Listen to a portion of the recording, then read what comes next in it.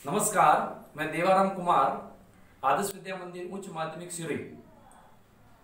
हम 8वीं कक्षा के अंदर जो गणित विषय की है, गणित विषय में पहला अध्याय परिमेय संख्या के बारे में पढ़ने जा रहे हैं। तो परिमेय संख्या ये पहला अध्याय अपना लेसन का मैं लिख देता हूं।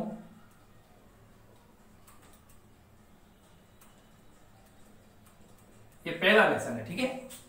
अब सबसे पहले परिमेय संख्या को पढ़ने के लिए हम संख्याओं के प्रकारों को समझेंगे। तो संख्याओं के प्रकार हैं, पहला प्राकृत संख्या।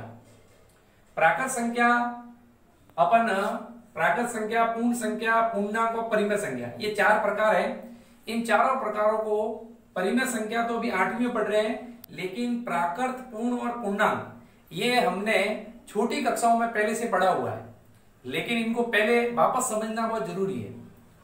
तो प्राकृत संख्या के अंदर ऐसी संख्या है जो 1 से प्रारंभ होकर अनंत तक चलती हैं, उन्हें प्राकृत संख्या कहते हैं।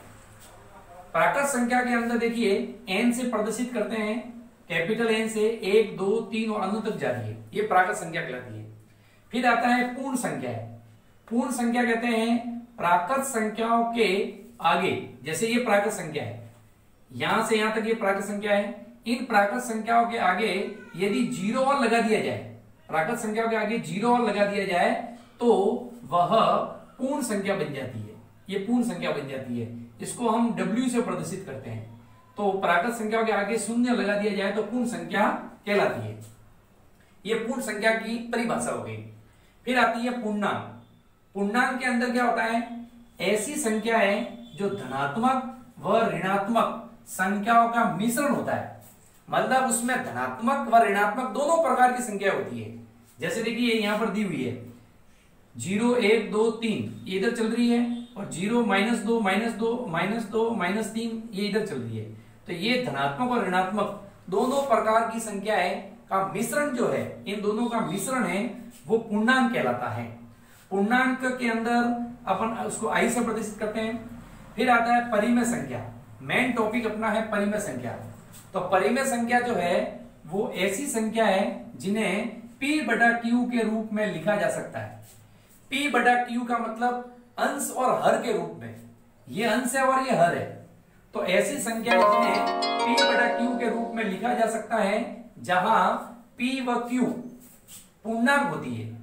ये P व Q पूर्णांक संख्या हो सकती है, कोई भी धनात्मक भी हो सकती है और ऋणात्मक भी हो सकती है। जो Q का मान 0 नहीं होना चाहिए। ये नीचे जो हर की जगह Q है, इसका मान 0 नहीं होना चाहिए। यदि वो 0 है तो वो पूर्णांक नहीं कहलाएगी, वो परिमेय संख्या नहीं कहलाएगी, उन्हें परिमेय संख्या कहते हैं। अब आता है जैसे एग्जांपल 7/2, ये P/Q के रूप में है। ये है P और ये है Q, तो P/Q के रूप में लिखी हुई है, इसी कारण से 7/2 जो है वो परिमेय संख्या कहलाती है। 1/2 ये भी P/Q के रूप में लिखी हुई है, ये भी परिमेय संख्या है। लेकिन मैंने कोई संख्या लिख दी, मान लो 7 लिख दी। अब 7 परिमेय संख्या है क्या नहीं है? अब यहां पर कंफ्यूज होगा कि ये 7 परिमेय संख्या है क्या नहीं है, क्योंकि P/Q के रूप में नहीं है वो। लेकिन इसके नीचे 1 लगा देते हैं तो ये P/Q बन जाती है, और 1 का भाग यदि 7 में देंगे तो 7 ही प्राप्त होगा। इसी कारण से ये 7 भी P/Q का रूप हो गया, इसलिए इसको परिमेय संख्या कहेंगे। कोई भी अंक हो वो परिमेय संख्या कहलाती है। जैसे 0 लिखा मैंने, तो 0 भी परिमेय संख्या है, क्योंकि 0 के नीचे भी 1 लगा सकते हैं अपन। तो ये P/Q बन गया, तो P/Q बन गया, इसका मतलब ये भी परिमेय संख्या होगी, ठीक है ना। यदि मैंने यहां पर एक संख्या लिखी 5/0, तो ये परिमेय संख्या नहीं हो सकती, क्योंकि Q की जगह 0 आ गया। ये Q का मान जो है वो 0 आ गया, ये 0 है, इसलिए परिमेय संख्या नहीं है, ये परिमेय संख्या नहीं कहलाएगी। तो इसी प्रकार से परिमेय संख्याओं को समझने के लिए यहां पर अपन को ये उदाहरण द्वारा मैंने समझाया आपको। अब आ रहा है परिमेय संख्याओं के गुण धर्म। परिमेय संख्याओं के गुण धर्म को समझने के लिए सबसे पहले आ रहा है योग के लिए समृद्ध गुण धर्म। समृद्ध का गुण धर्म अपन समझने जा रहे हैं। समृद्ध, तो समृद्ध क्या होता है? समृद्ध का मतलब होता है आपके, ये समृद्ध जो है, समृद्ध का जो गुण धर्म है उसमें A और B ये 2 परिमेय संख्या हैं, इनका योग कर रहे हैं। योग करने से परिमेय संख्या ही प्राप्त होगी।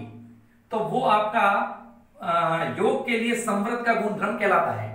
जैसे एग्जाम्पल के लिए मैंने लिया है 4/5 ये परिमेय संख्या है, 3/7 ये भी परिमेय संख्या है, इनका अपन योग कर रहे हैं, ये प्लस का निशान है, योग कर रहे हैं। तो अपन क्या करेंगे, पहले हर का लसअ लेंगे, तो 7 और 5 का लसअ, 5 और 7 का लसअ लेंगे, तो 5 के 5 और ये 7 के 7 और ये 7 का 7, तो 7 और 5 का गुणा किया अपन ने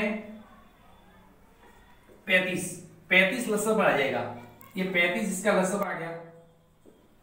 अब लसअ आने के बाद 5 का 35 में भाग लगाएंगे, पहले भाग लगाना है, तो 5 का 35 में भाग लगाया 7 बार और 7 को इस 4 से गुणा करेंगे, 4 से गुणा करेंगे, फिर प्लस 7 को 35 में भाग लगाएंगे, तो 7 का 35 में भाग लगाया तो 5 बार जाएगा, 5 को 3 से गुणा कराएंगे, ये 3 को 5 से गुणा कराएंगे, तो इस प्रकार से हो गया 7 चौक 28, ये तो 28 बन जाएगा और ये बन जाएगा आपके 5 तिया 15 माइनस के 15 बटे 35।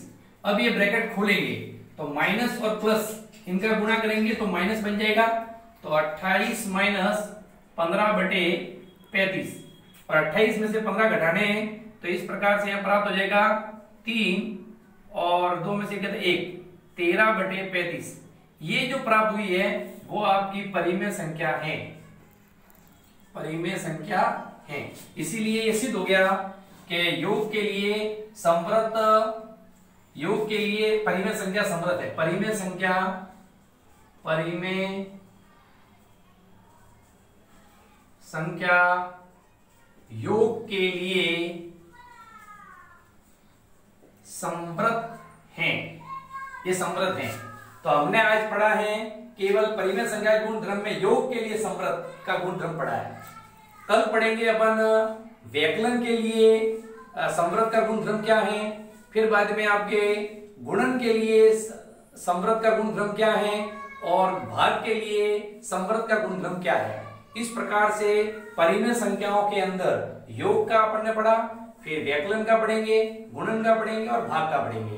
तो आज हम इस वीडियो के अंदर इसी प्रकार से परिमेय संख्या के इस संख्याओं के बारे में मैंने जानकारी दी है और अगले वीडियो में हम आगे दूसरा पढ़ेंगे। धन्यवाद।